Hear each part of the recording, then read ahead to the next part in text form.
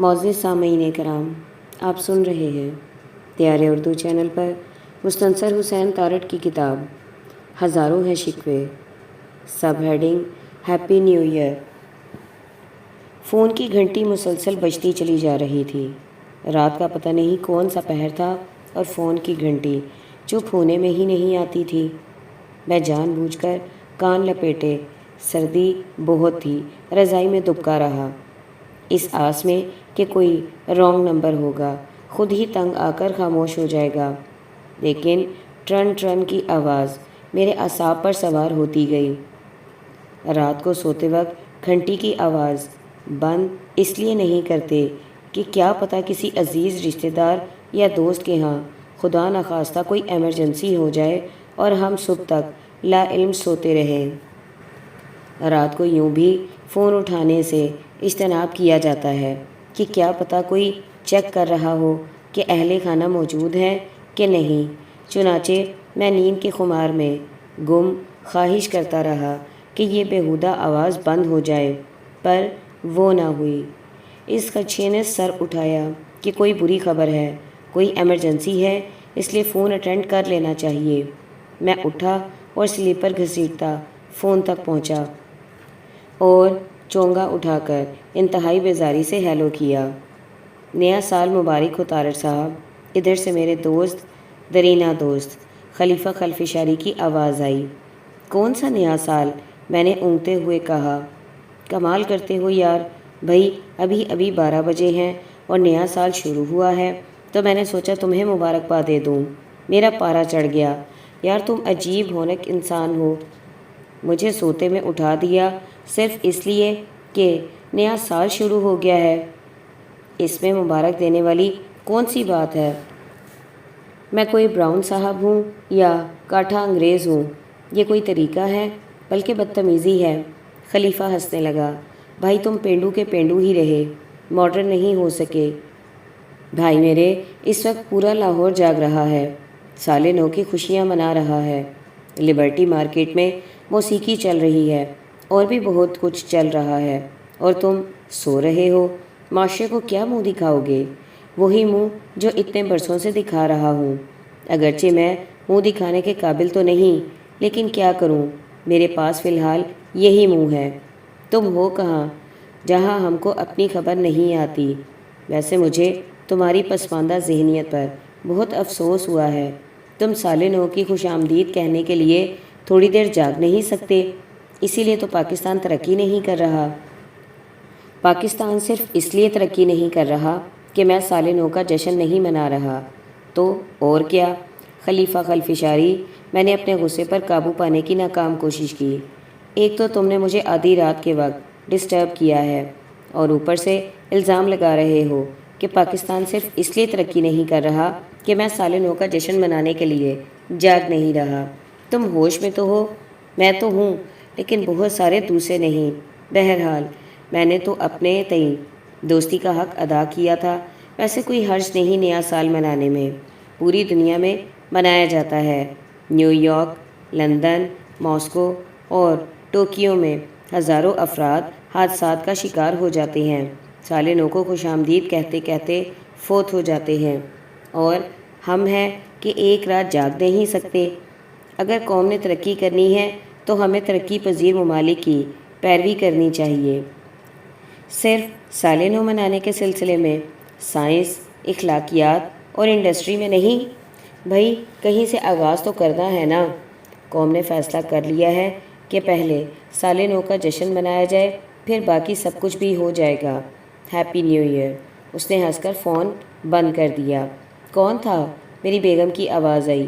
Happy new year بیگم۔ در پھٹے منہ، بیگم نے کہا اور کروٹ بدل کر پھر سو گئی۔ چند لمحوں بعد فون کی گھنٹی پھر شروع ہو گئی۔ اب ایک اور دوست تھے اور بہت موڈ میں تھے اور نیا سال مبارک کہہ رہے تھے۔ ان کے بعد کسی فین کا فون آ گیا کہ سر آپ ہمیں بہت پسند ہیں، ہم نے سوچا آپ کو مبارکباد دیں۔ یہ سلسلہ تقریباً 2 بجے صبح تک جاری رہا۔ میں اپنے لانگ روم میں ہی اپنی رضائی گھسیٹ لایا اور فون پر مبارکبادیں وصول کرتا رہا۔ اگلی صبح بھی اسی قسم کے فون آتے رہے اور تب مجھے شدید احساس کمتری کا احساس ہوا کہ میں بھی کتنا بیکورڈ شخص ہوں۔ ایسی شاندار رات کو سو کر گزار دیا اور سال نو کو خوش آمدید ہی نہیں کہا۔ اب پتہ نہیں سال نو میرے ساتھ کیا سلوک کرتا ہے۔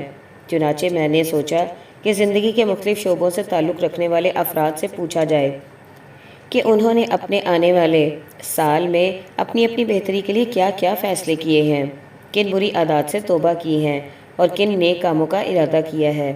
اس سلسلے میں سب سے پہلے میں نے ایک بیوروکریٹ سے رابطہ کیا۔ بیوروکریٹ پچھلی شب ذرا سٹریس میں تھے، اس لیے اب ان کے سر میں درد تھا اور وہ دنیا جہان سے بیزار تھے۔ دیکھیں جی، ہم میں تو کوئی بری عادت ہے ہی نہیں، ہم تو قوم کے معمار ہیں۔ اگر قوم کی تعمیر کے دوران سیمنٹ کم اور ریت زیادہ استعمال کرتے ہیں تو یہ بھی قوم کی بہتری کے لیے ہے۔ اسی طرح تعمیر نو میں آسانی رہتی ہے۔ یوں بھی پاکستان کا اب کچھ نہیں ہو سکتا، اس کا مستقبل بہت تاریک ہے، اور اسی لیے میں نے اپنے تمام بچوں کو امریکہ اور آسٹریلیا میں سیٹل کر دیا ہے۔ خود بھی ارادہ یہی ہے کہ ریٹائرمنٹ کے بعد وہیں چلا جاؤں۔ میں بہت نرم دل شخص ہوں، مجھ سے پاکستان کی یہ حالت دیکھی نہیں جاتی، اس لیے باہر چلا جاؤں گا۔ اب آپ ہی بتائیے کہ سینئر بیوروکریٹ کو جس بے دردی سے پکڑا جا رہا ہے اور ان پر کرپشن اور اختیارات کے ناجائز استعمال کے مقدمے قائم کیے جا رہے ہیں، اس کے بعد اس ملک میں رہنے کا کیا جواز بنتا ہے؟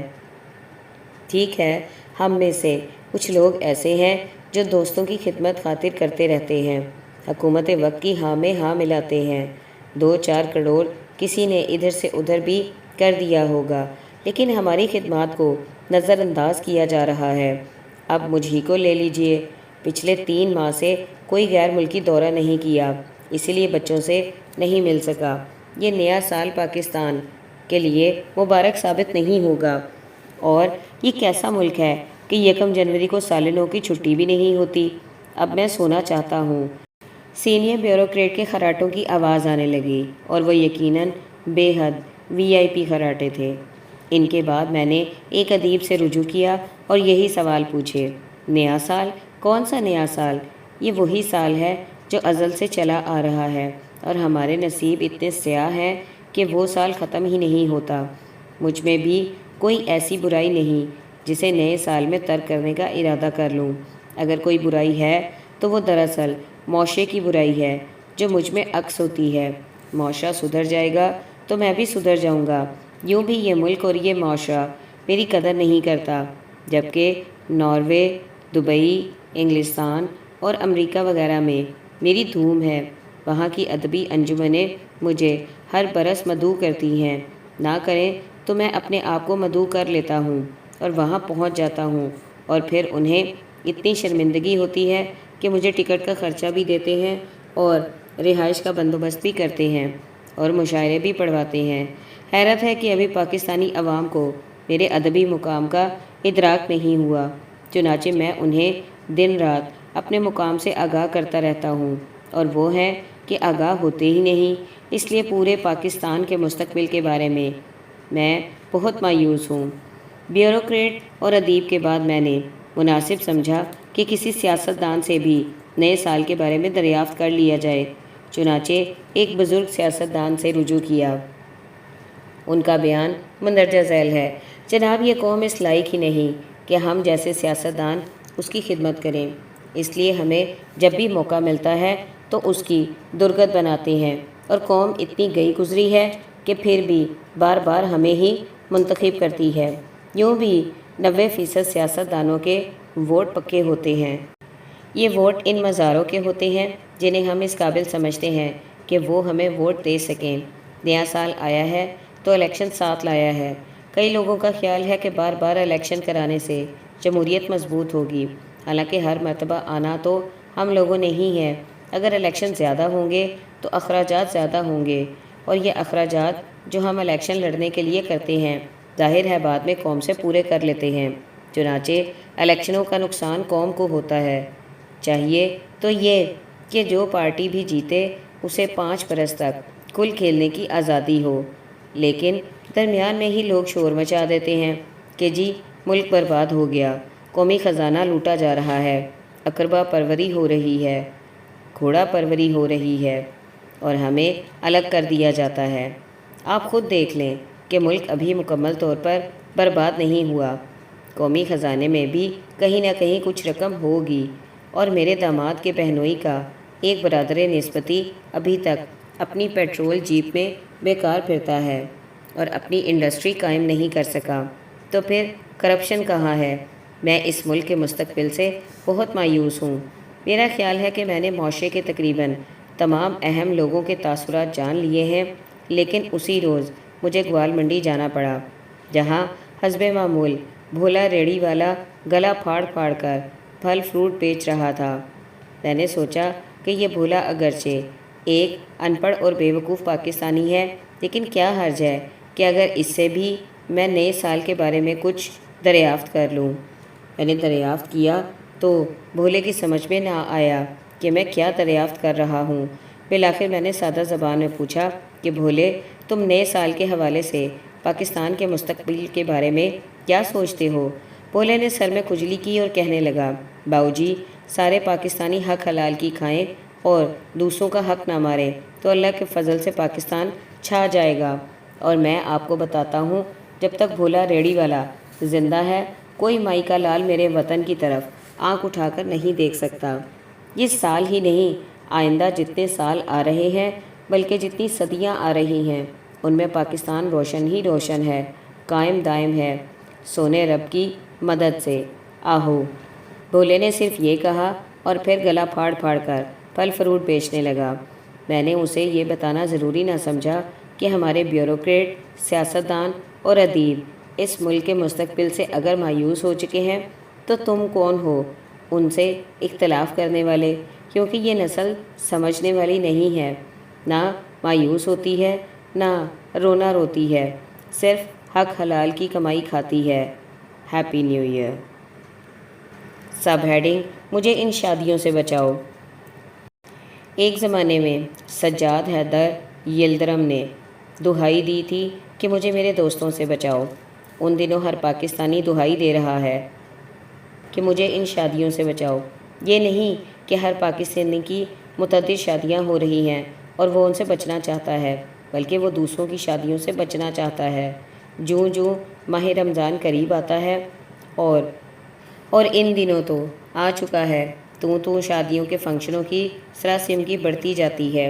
ये एहसास तक़वियत पकड़ता जाता है कि शायद रमज़ान के बाद और इलेक्शनों के बाद शादियों पर पाबंदी लगने वाली है और जो कसो नाकस कंवारे रह जाएंगे तो ताहयात कंवारे रह जाएंगे और उन्हें अपना जनाजा जायज़ करवाने के इम्कानात का जनाजा निकल जाएगा।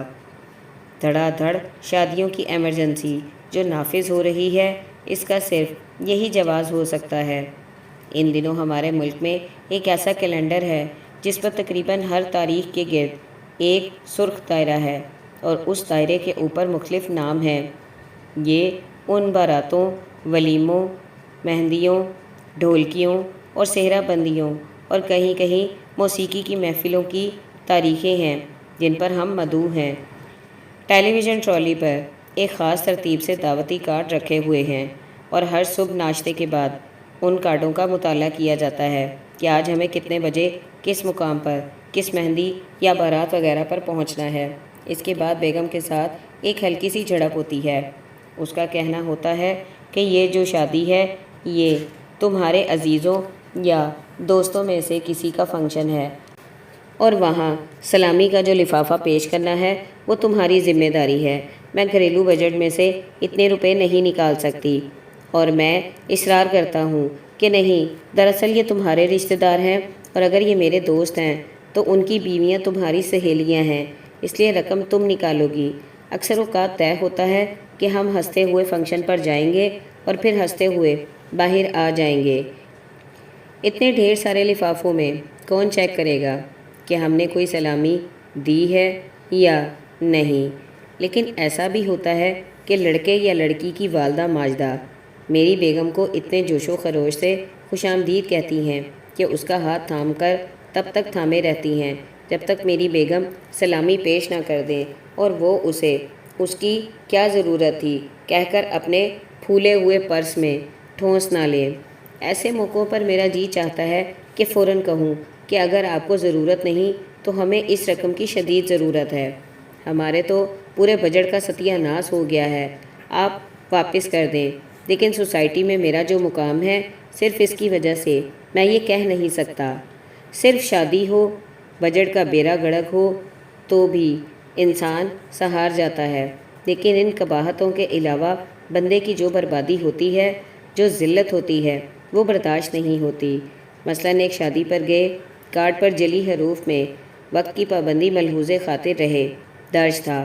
وقت 7:30 بجے کا تھا اور ان صاحب نے فون پر درخواست کی تھی کہ یہ شادی دوسری شادیوں کی طرح نہیں ہے، ہم پڑھے لکھے ہیں اور باشعور لوگ ہیں، پورے وقت پر تشریف لائیے گا، انشاءاللہ بارات 8:30 بجے آ جائے گی، کھانا 9 بجے لگا دیا جائے گا اور آپ 10 بجے سے پہلے فارغ ہو جائیں گے۔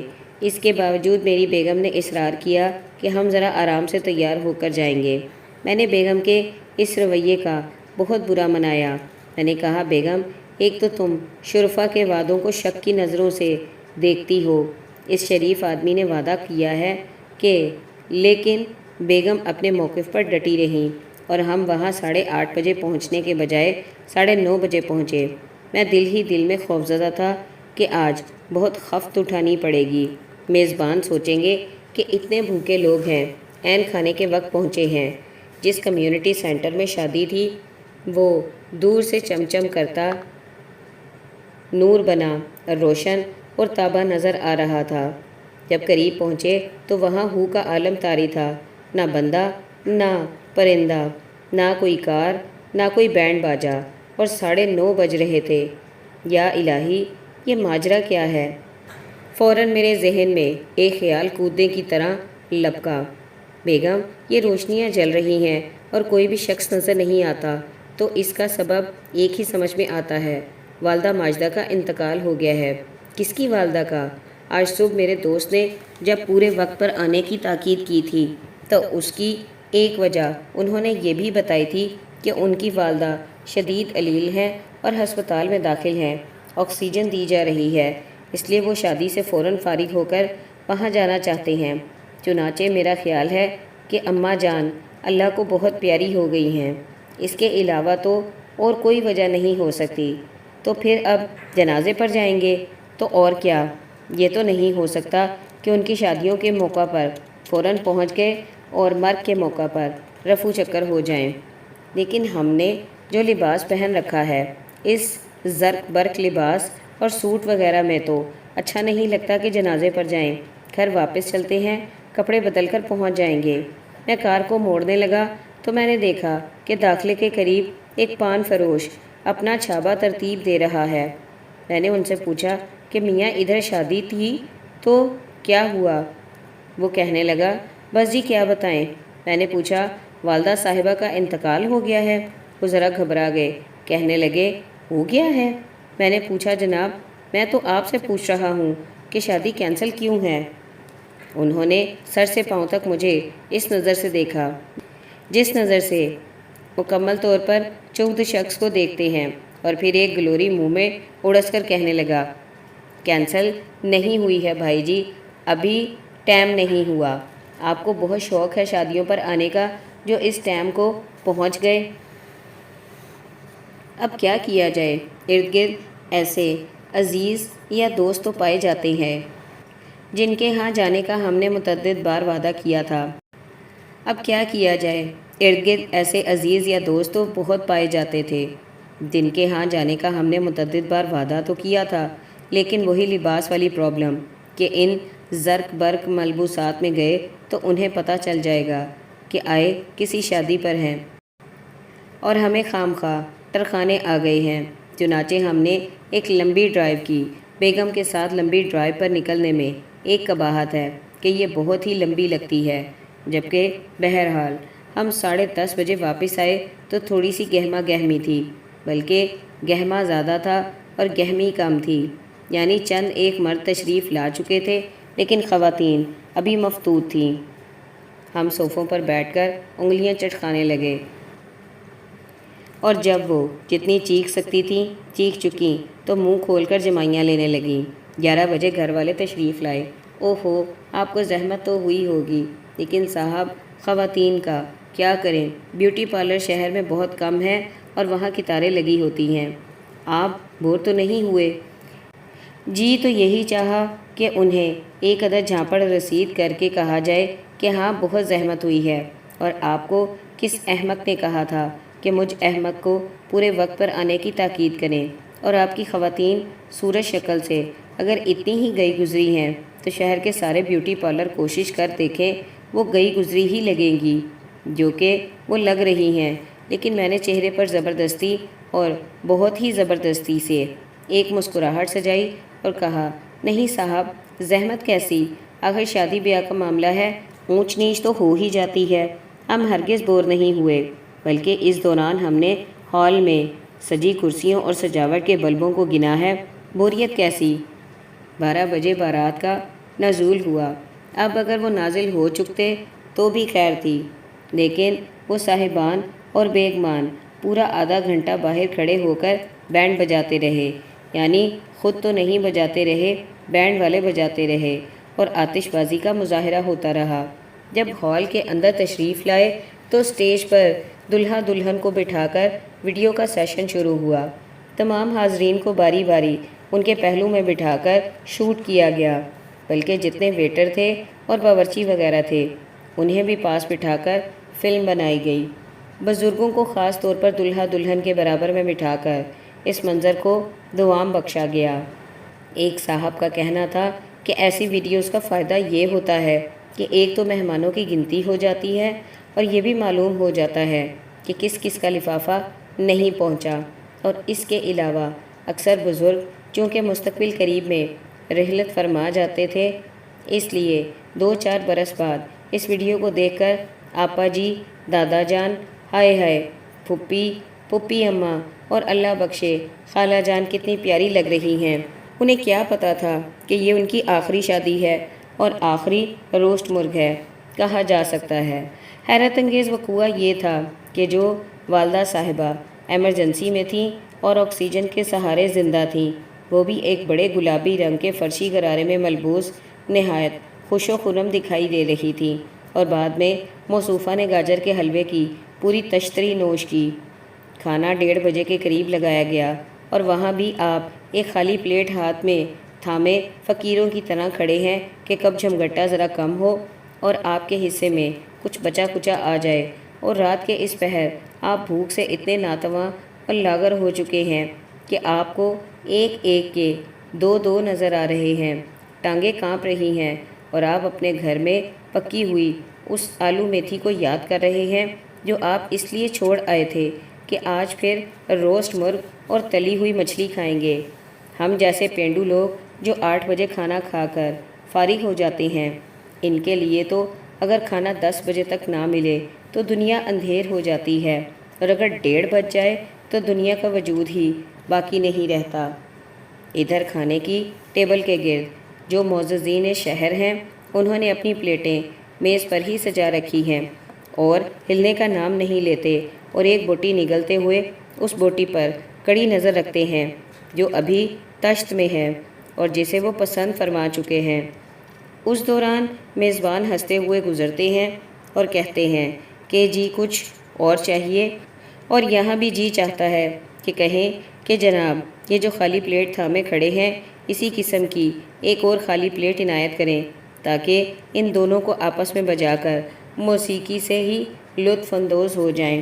اور یہ قصہ ایک شادی کا نہیں، ہر شادی کا ہے۔ اور ہاں، رات 2:30 بجے واپس آ رہے تھے کہ پولیس نے روک لیا کہ رات کے اس پہر ایک خاتون کے ساتھ کہاں سے آ رہے ہو یا جا رہے ہو۔ پھر انہوں نے خاتون کو غور سے دیکھا اور کہا کہ جا سکتے ہو۔